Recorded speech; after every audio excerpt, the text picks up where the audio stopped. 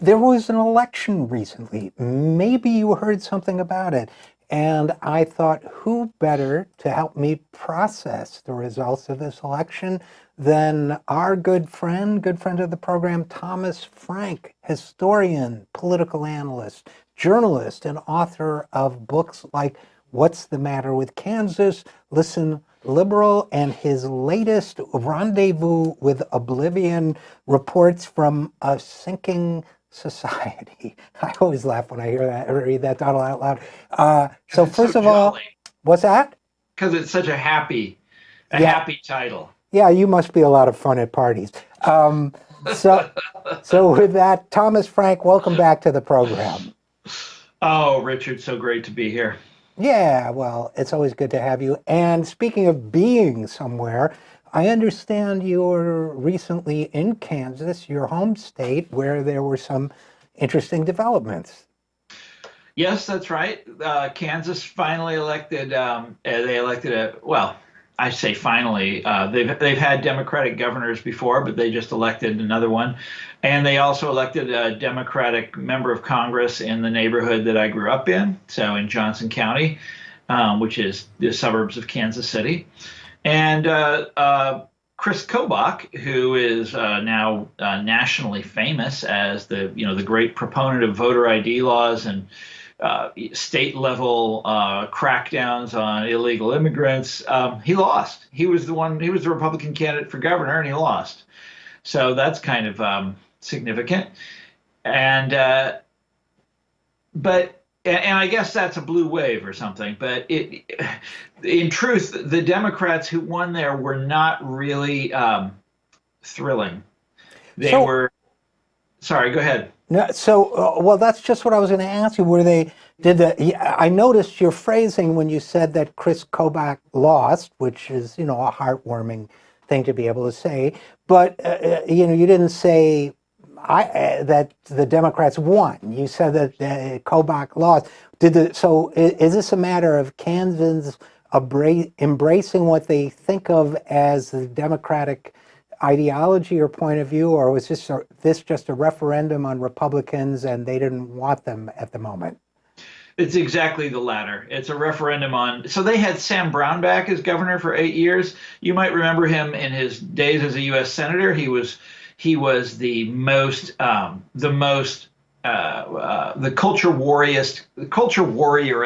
culture warrior of them all. He was the most committed culture warrior in the U.S. Senate. And then he went back to Kansas, became governor, and uh, uh, took the state on this economic experiment. He called it that, where they were going to drive income taxes and various other taxes down to zero in an effort to sort of lure business to the state, lure business away from, Missouri or whatever. And it completely failed in achieving the intended results, but it did blow a huge hole in the Kansas budget. And their highways are in terrible shape, and the schools are in terrible shape, and so he became extremely unpopular. So this beloved hero of the culture war right in Kansas, he's one of the sort of main characters in What's the Matter with Kansas. He became extremely unpopular, and this election was in a lot of ways a referendum on him because Kobach was widely perceived and in fact did embrace the Brownback legacy in all sorts of ways.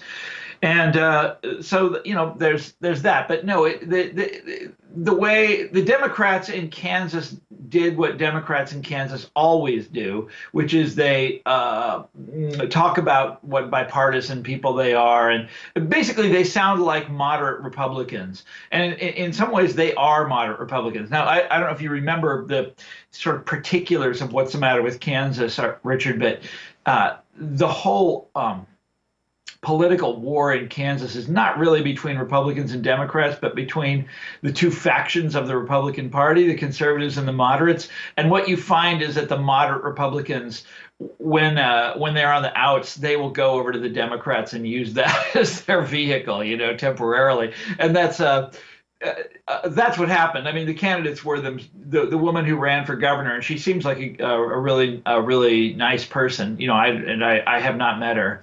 was endorsed by two former Republican governors of Kansas, both of them from the moderate faction.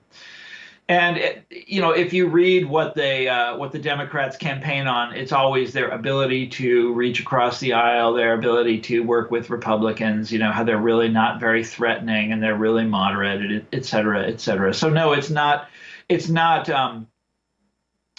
a significant change. It's just it's a pause in the great rush to the right. So when you say that, you mean specifically for Kansas or for the country as a whole? Specifically for Kansas, but I think that applies. I think that does apply to a certain degree to the country as a whole. Think about this for a second, Richard. This blue wave we have been hearing about for 2 years now. The Democrats outraised the Republicans pretty substantially in a midterm election. I don't think I've ever heard of that before in my lifetime. They had history behind them. Of course, they had the media behind them in a way I have never seen before. I think you would agree with me on that, we've never seen the New York Times or CNN or the Washington Post take sides the way they're doing now. That is completely new. And with all that, they did all right in the House of Representatives. They went the wrong direction in the U.S. Senate. But compared to other wave elections like 2010 or 1994 or 1974, the Watergate election, this is not on the same scale. It's not even in the same, it's not in the same chapter. Yeah, and I mean, we can put an asterisk around the Senate results and say, well, they were defending far more seats than the Republicans were. No, of course. But all that enough asterisks, Richard, and let me round out this metaphor somehow. Enough asterisks and and the ship sinks or something. I don't know. That's no. There's But it's just like we're constantly letting these people off the hook. Yeah, right. Constantly doing that. It's like, oh, it was gerrymandered. Other Russians, James Comey intervened at the last minute. It's like all these asterisks. No, of course. Yeah. So grab your asterisk with both hands, I think is your message there. And so okay. And believe me, I was not about to let them off the hook. Here's what I was about to say, Thomas Frank. It seems to me that they didn't run, for all the talk of wanting a blue wave, they ran as if what they got was exactly what they wanted, and as if Kansas was a microcosm of that. This is my personal hypothesis, which I'm formulating as I speak, which is dangerous. Which is this. That in fact they ran as that Trump is crazy and some of those Republicans are too extreme. So if you want a little bit of a breather, here we are. That seems to me, we're going to go back to worrying about the federal deficit. The difference between a state like Kansas and a deficit is that Kansas, most states have to balance the budget, which the government doesn't have to do. Federal government doesn't have to. Of course, Brownback's downfall. Right, but the Democrats, in essence, said at the national level, at the congressional level, we're going to go back to balancing the federal budget a big deal. We're going to go back to oh my God. Did they really promise that? I missed that somehow. Yeah, Nancy. That is the lamest. There's nobody. You find me someone who votes on that issue. I don't think I've ever met such a person. Nancy Pelosi said well before the election that one of their principles they were going to run the House on was pay as you go. And austerity. Awesome. Yeah, and so they basically ran on a microcosm, in my opinion, of the Kansas situation, which is, we'll be what a moderate Republican used to be. We won't completely gut the social contract. We'll balance the budget. Not a word about military interventions or anything like that. And in effect, when you run like that, what you're really aiming for is not a wave, which is a transition, right? It's a move from one direction to another. You're really running for a kind of pause, which is what we got from the madness. And I don't know, what do you think of that interpretation? I think you might be harder on the Democrats than me. But you know what? You've talked me into it. I think that's a really good, and I think that's an excellent interpretation. I was going to say that they did just barely enough to get themselves off the hook, so that you can't really criticize them for letting for not doing anything. I mean, they delivered, right? They took the House, they took all of they'll be in charge of all these committees, they'll have subpoena power, and they'll be able to start investigating the administration. And I am all for that. I'm real excited about that.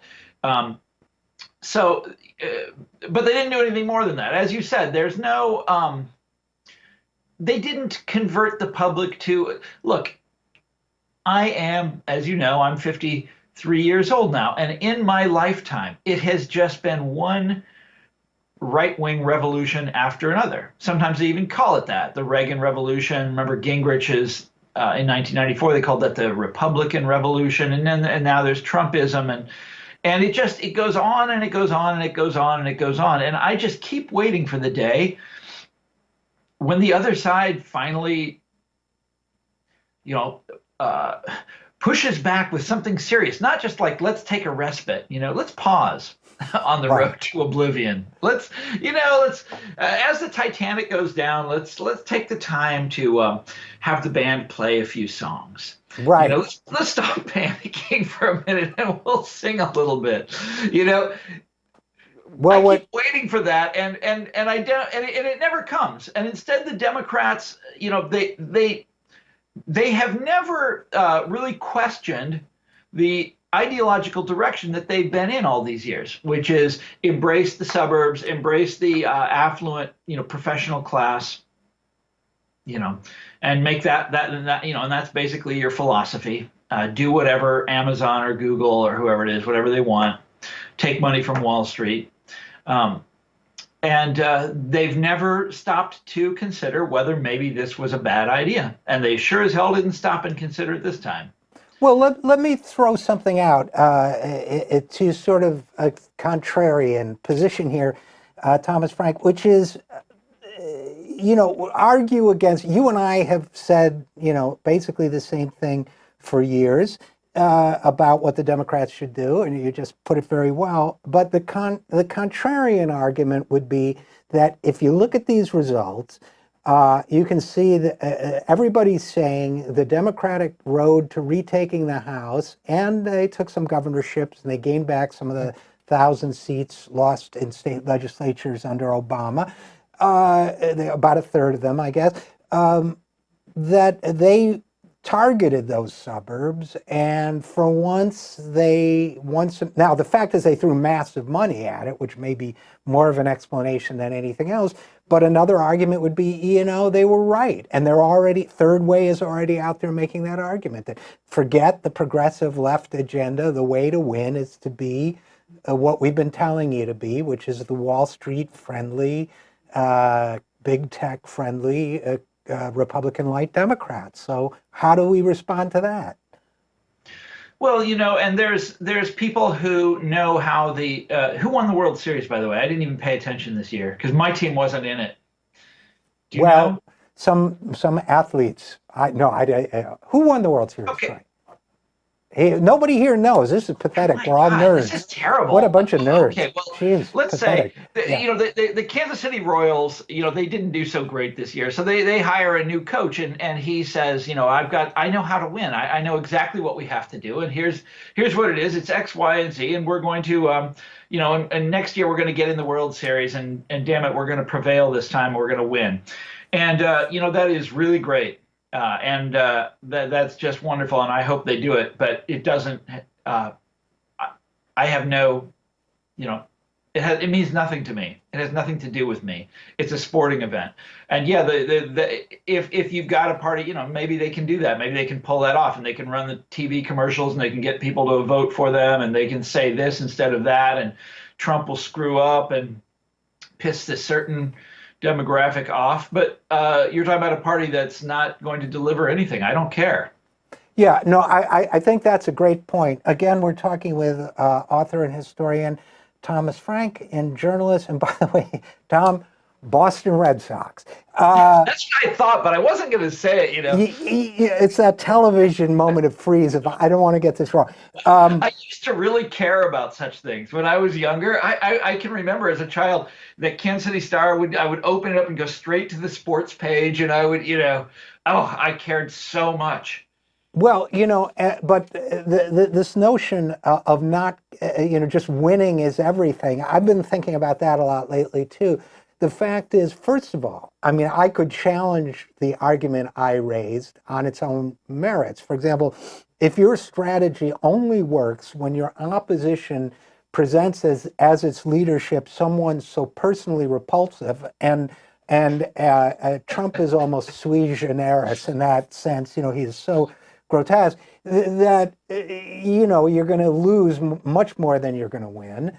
And I could also counter it by saying that you are going to win, if you do win in 2020, which I think Trump is in a very strong position for 2020. Yeah, he is, by the way. We'll talk about that in a second. Yeah, but even if you were to win, it would be an echo of the 2008 victory. It would be followed by a string of failures if you don't have anything to deliver after you win. So I can counter that argument.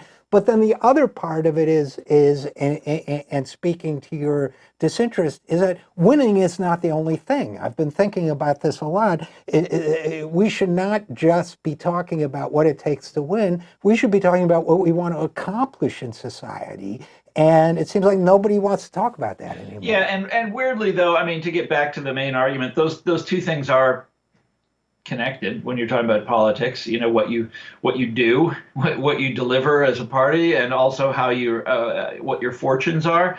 And the fortunes of the Democratic Party are objectively not great. This is not just me saying that. This is not just someone saying the Democratic Party needs to get more liberal. What I mean by that is look at the historical chart of the House of Representatives, which party controlled it. The Democrats controlled it solidly from 1930 until 1994. Not solidly. There were two brief interruptions. But they controlled it for a very long time. They were by far the dominant party in the system. They weren't in Kansas, but they were the dominant party nationally. And they aren't anymore. And the Republicans should be, and in some ways still are, a minority party, but they're a minority party. They're the tail that wags the dog. They're the minority party that is dragging this country to the right and has been ever since the 1970s, and has been doing an incredible job. Not just this country, the entire world is doing this, and it shows no signs of stopping. So yeah, the people can boast about, they got somebody elected to some position somewhere. They managed to, talk people into voting for someone. And that's great. But unless you're going to stop this larger, unless you're going to do something about this, this larger historical wave that we are part of, who cares? Well, and yeah, I mean, that's maybe a darker way than I would have put it, but I think there's validity to it. And there are a couple dimensions to that, and one of them is that the Republicans seem to have a great deal more determination to win than. Yeah, that's absolutely, that's in their nature as a party. They're extremely dynamic. They come out of the business world. They really want to take power and wield power. And the Democrats, I mean, look at Barack Obama. Here's a man that we thought, when he was elected in 2008, we thought this is a man. Look at the purpose. Look at what needs to be done. His work is ahead of him, and it's so obvious what he has to do, and then he didn't do it. Because he couldn't get a Republican buy-in on all these different measures, right? Because he couldn't get. Republicans don't give a damn about that. They never have. Sorry to interrupt you, but it's not that he couldn't get a Republican buy-in. He had a 60-vote majority in the Senate. It's that he couldn't get Joe Lieberman's buy-in. I know. One of his best friends, by the way, his mentor. The fact that he didn't, right. And the fact that he didn't say to Lieberman and to Nelson in Florida and to a couple others, no longer to be a senator, Did Nelson I guess. Just go down, by the way? Yes. Did he just lose? Yes. Isn't that funny that being a centrist doesn't always save you? You No, know, as the system gets dragged further and further and further to the right, today's centrist is tomorrow's extreme liberal. well, to be a centrist is, in a sense, to be a placeholder or a cipher. And to me, and it means if people just are tired of the other guy and they have a migraine and they want to, then they'll vote for you because you're like not a non-president, so they can get a break. But if they actually want somebody to do something, if they want an actor on the political stage, they will not vote for you. And to be fair, obviously Nelson's race was close, extremely close. But the fact that Barack Obama didn't say to Nelson and to a couple other folks, Democrats, a nice little Senate seat you've got there. I'd hate to see something happen to it. Well, something just did happen to it. So like it didn't save them. You see what I'm saying? Well, it saved him for another 6-year term, but the fact that Obama he cared about winning the presidency. But the fact that he apparently did not care, well, we could talk about what the outcomes Obama wanted, but the fact that in general, Democrats don't seem to care as much about winning in the sense of remaking the country in their own image when they win office. Absolutely. That's the project and that's what I've been trying to get at. You just put it very well, but that's exactly what they don't care about. And they haven't cared about that for since the Johnson administration. Ever since then, it's just been this game. Get elected, give some nice speeches, something like that. But actually, say reforming the economic system. It's an issue that I care about a lot. Doing something about the power of Wall Street, about financialization. No, they're not interested in that. Now, by the way, Thomas Frank, as long as I have you on the phone, a little digression, then we'll go back to 2020 and a couple other things. People, when your book, What's the Matter with Kansas, came out, and this has bugged me, and now, 14, 15 years later, I get to tell you, I feel that people misinterpreted it. A lot of Democrats misinterpreted it in a way that fits in very neatly with the thesis of your book, Listen Liberal, which is, a lot of people said to me at the time, I've been reading What's the Matter with Kansas, and I just can't believe these silly Kansas people who vote against their own self-interest. Yeah. That was the takeaway. And my answer was always the same, which is, but your personal opinions aside, what's more noble than a person who votes against their own narrow self-interest in person? That's very good. So that's people say that because I made that was sort of the sort of humor of the first chapter of the book. Okay. And it is humorous when you think about it. People who don't benefit from tax cuts voting for tax cuts for the rich. There is something strange about it. And in a larger sense, that is the story of our times. I mean, and you know me, Richard, that what I have been working on my entire life, my entire adult life since I went to graduate school, is the story of how this country turned to the right, why it happened. And we're a democracy. And we have chosen, as a people, a path that has not been good for the vast majority of Americans. But the vast majority of Americans have voted for it. So that is the mystery that puzzles me. Now, the thing is that I'm not contemptuous of those people. Right. That's the critical thing. Those are the people I grew up among. I like those people. And at I don't just say they're doing this because they're stupid. That's not the answer.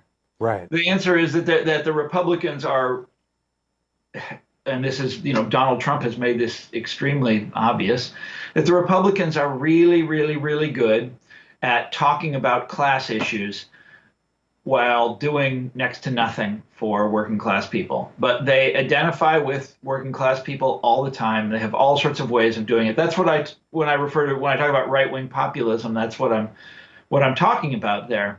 But nobody seems to have got to that part of the book. And then if you read all the way to the last chapter of the book is the thesis of Listen Liberal. It's that the Democrats are also to blame for this. Nobody read that chapter. Right.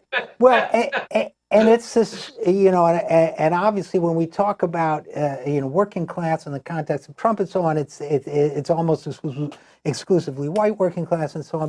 Yeah, no, that's right. But the language that they use is that is true. That's because the white working class people are by and large the only ones who have bought into it. But the language is class based. That, I mean, they talk about social class all the time. That's what the culture wars are.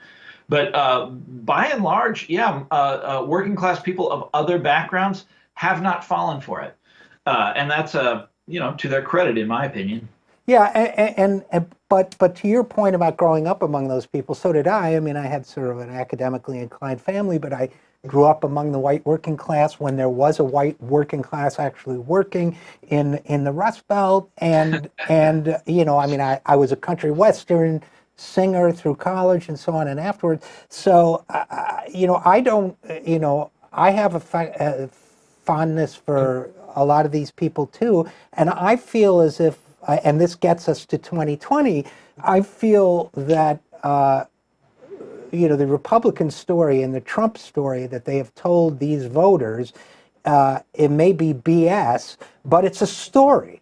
And it's something to hang on to, and they are communicating to them with something other than condescension and detachment and let us tell you how it should be. And therefore, they're getting enough of them to create a sizable enough minority of voters that they can leverage into political power through voter suppression and other tactics.